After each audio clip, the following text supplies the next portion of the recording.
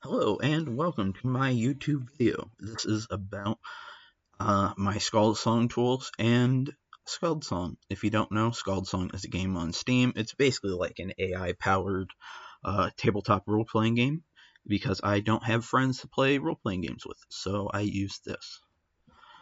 Anyway, I wanted a better way to sort of create and manage campaigns because the in-game tools, while nice, it just takes a little while.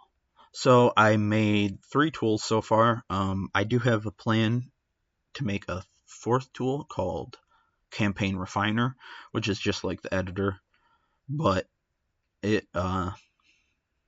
uses AI to refine and add additions to the campaign. That's going to be the refiner. Anyway, the generator is just didn't mean to do that.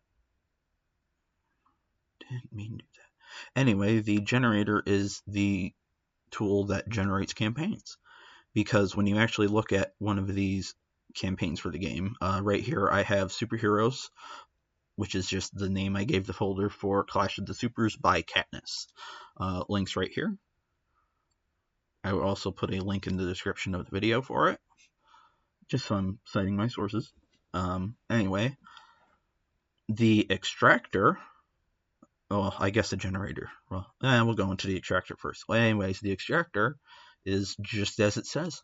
It extracts the campaign files because the game saves campaigns as .campaign files. These files are just zip folders. So what you need to do is basically unzip them to get the contents. The contents can be found in an output folder, which I just called Superheroes, which is basically these 3 main files: campaign meta, game state, and programmatic start.json.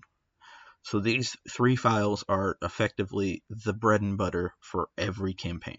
This includes, just currency name, image and style, all the details you need for a campaign, right?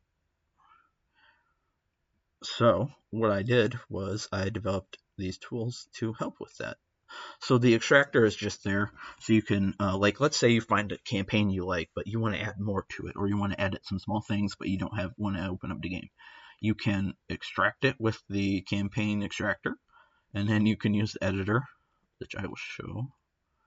I guess I'll show, I guess I didn't even show the extractor yet. So we'll show the extractor. You pick a campaign file. So with that in mind, we will go to Chronicle. Yeah, I guess, well, that's the only campaign file I have. So, and then output directory, we will choose campaign extractor. So what it did was it used the, that's not what it was.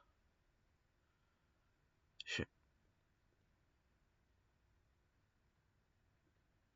Oh, okay, it extracts the campaign into a folder, and then once you load the folder, you can, but that's the wrong file. So basically you can see how it works. You use it to extract things. Pretty simple. Editor. Once you have that file extracted, or you have one generated from the campaign generator, you can use the editor, and we can go open campaign directory. No, we need to go to desktop where I have these saved. So this one is a Star Wars inspired one. Well, it's just based off it. It's just literally Star Wars. So characters, you have all these characters, you have locations, and you have a lore book. Factions, you've got basically everything you need for the game to start. And these lore books are not too detailed, but they have details on everything you need. Anyway, on to the generator. Now this is my favorite tool of the bunch, so that's why I saved it for last. You basically type in what you want. A campaign based on the Lord of the Rings, and you just go, but you can get like much more. You don't have to just make it based off something. You can go a high fantasy campaign where the player is a monster.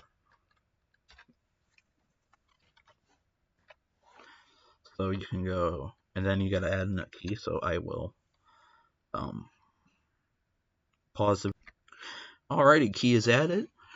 So you just hit create campaign, or not create campaign, but generate campaign.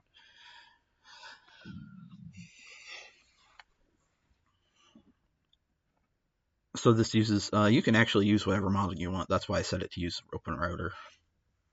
And you can probably change the base URL somehow, but I don't have that built in. So anyway, we will save the campaign in Skaldsong. And now we will export to, just so we have it, and boom. Now with the generator, you have everything you need now to play a campaign.